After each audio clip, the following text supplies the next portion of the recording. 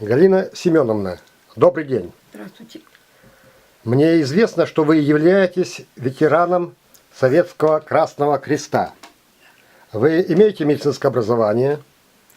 Да, я окончила медицинское училище в городе Наро-Фоминске Московской области и была направлена в город Армавир, где я работала медицинской, потом старшей сестрой в детском саду. Так, затем я, значит, поступила в медицинский Кубанский институт. Окончила только я 2 года, и по семейным обстоятельствам у меня погибли родители, и не закончила я. И потом с переездом в город Сыктывкар, в Коми республику, я поступила в педагогический институт и закончила педагогический институт. С какого вы года в республике Коми В находитесь? республике я нахожусь фактически с 1962 года. На каких должностях вы трудились? Значит, в Воркуте я работала старшей сестрой в детском саду. Так, потом, значит, переехали мы, мужа направили в Сыктывкар, в Аэрофлот. И я переехала в Сыктывкар. В Сыктывкаре, значит, там была должность, как раз дали должность заместителя председателя Республиканского комитета Красного Креста. И меня, значит, после такой тщательной обработки, кто я, что я, где была, какое образование, где присутствовали представители здравоохранения, просвещения, это совершенно точно, дотошно меня пытали и приняли меня вот на эту должность. Так, что означает символ Красного Креста? Так, символ Красного Креста – это, значит, как швейцарский государственный флаг с обратным расположением цветов. У Швейцарии, значит, государственный флаг красный. Красный флаг, белый крест. Красный флаг и белый крест. А в нашем обществе, значит, Наоборот. наоборот. Так, мне известно, что вы знали моего отца. Несколько слов, либо предложений про Бадокина Виктора Ефимовича. Что могли бы вы сказать? Значит, Виктор Ефимович работал фельдшером в поселке, Комсомольск-на-Печоре. Комсомольск-на-Печоре. Троицко-Печорского района. Троицко-Печорского района. Затем, значит, он потом работал, дальше в больнице работал. Он был очень большим нашим активистом и очень нам помогал. В чем именно? В чем именно? Ну, его население избрали его председателем участкового комитета Красного Креста. Задач у председателя очень много. Это, значит, первая задача это была, значит, донорство. Это надо было сагитировать людей, чтобы они сдали кровь. И не просто так, а как бы была задача. Вот надо иметь в поселке столько-то доноров, чтобы медики знали в случае ЧП, на какое количество крови они могут рассчитывать. Значит, Кровь сдавали безвозмездно. кровь давали безвозмездно, шли безвозмездно. Очень интересно проводил Виктор Ефимович так называемые Дни донора. Дни донора – это когда приезжали врачи с районной больницы, чтобы взять кровь для больных, которые лежат в больнице. Значит, День донора проходил это действительно как праздник, обычно в Доме культуры, все это нарядно, все было обставлено, концерт, и дети выступали, и взрослые выступали, врачи выступали. Но самым, как бы сказать, вот гвоздем вот этого Дня донора был такой момент встреча реципиента с донором, то есть встреча человека, который сдал кровь, донора, с тем человеком, которому кровь помогла.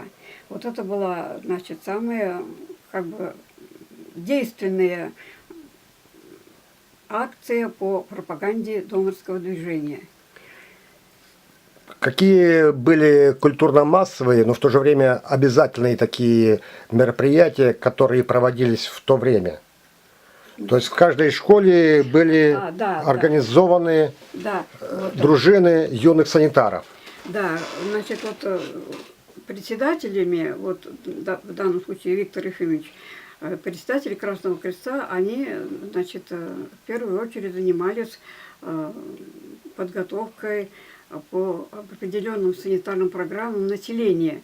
Была поставлена задача в то время, чтобы каждый человек, как школьник, взрослый, умел оказать первую доврачебную помощь, умел перевязку наложить, остановить кровотечение. Вот, значит, вот Виктор Ефимович очень любил заниматься с ребятами, он там организовал санитарные посты, занимался, там, соревнования всевозможные проводил, приглашал даже к себе на пункт, чтобы ребята конкретно посмотрели, чем занимается медицина, то есть это тоже пропаганда медицинской профессии. Каждый год в районе проводились соревнования санитарных постов в школе, 5 класс, 7 класс. А в республике проводилась вот так называемая игра «Зорница». Нет, зорницы проходили и в каждой школе. Да, зорницы проходили в школе, а республиканская зорница проводилась в Сыктывкаре. В Сыктывкар приезжали лучшие победители санитарных постов в районах и вот в этих поселках. Значит, игра «Зорница», как сейчас говорят, что якобы это ноу-хау вот теперешнего времени, на самом деле, значит, Красный Крест проводил эту игру 30 лет назад.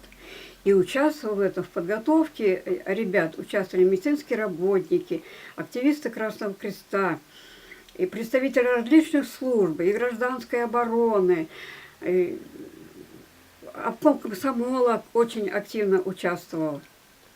Кроме этого, значит, на предприятиях, учреждениях, в организациях создавались санитарные посты. Это 23 человека с полным, они должны были иметь полное оснащение, санитарную сумку с бинтами, с повязками, носилки, противогаз. Шины.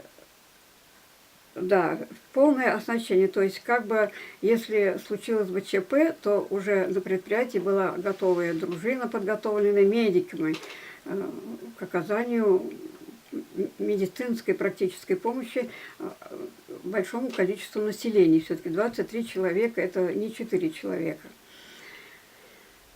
Соревнования проводились в республике. Республиканские соревнования проводились в республике, как я говорю. Так, еще помимо данной функции, какую функцию санитарной дружины выполняли по отношению к населению пожилых, трудоспособных и молодых? Значит, ну, во-первых, значит, санитарные дружины, они,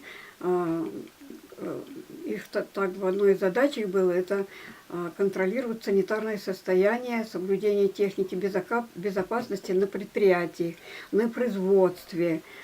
Санитарно-гигиенические нормы. Да, да. Кроме этого, они... Пожилым помогали? Больным помогали. Для помощи больным была специальная у Красного Креста программа 26-часовая, которую проводили тоже медицинские работники на участках, в том числе Виктор Ефимович. А для пожилых, которые одинокие? Для пожилых, которые одинокие, вот специально выделялись из населения специально выделялись люди, которые посещали больных, оказывали им помощь. Общались, разговаривали? Да, да. Общались, разговаривали. Дрова рубили, воду приносили? Да. Это уже школьники? Это школьники, это уже... да. Это школьники. Это уже комсомол? Как сейчас называют волонтеры. Комсомольцы. То есть в школе были октябрята, пионеры и комсомольцы. Да. И воспитание было комплексное, по всем направлениям. По всем направлениям. Да вот я еще хочу сказать, что у Красного Креста даже была такая программа 76 часов.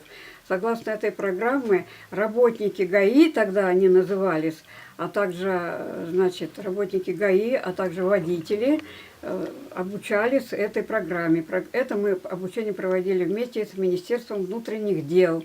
В основном в Сыктывкаре, вот на базе этого дома отдыха Лимью. 76-часовая программа. Что бы вы пожелали представителям современного Министерства здравоохранения Республики Коми и Российской Федерации?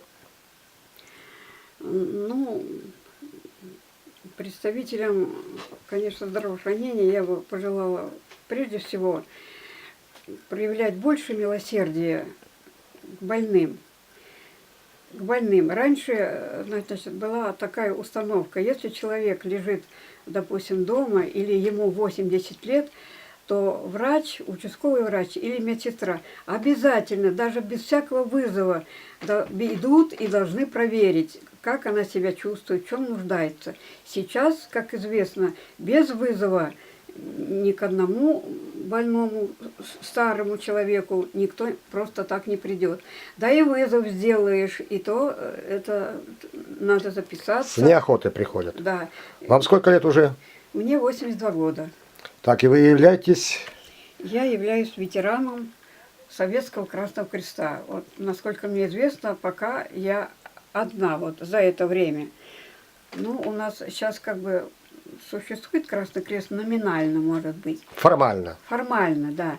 Есть 3 района, которые там также занимаются в основном донорством, но что-то мы не видим, чем-то они занимаются. В основном, конечно, донорством.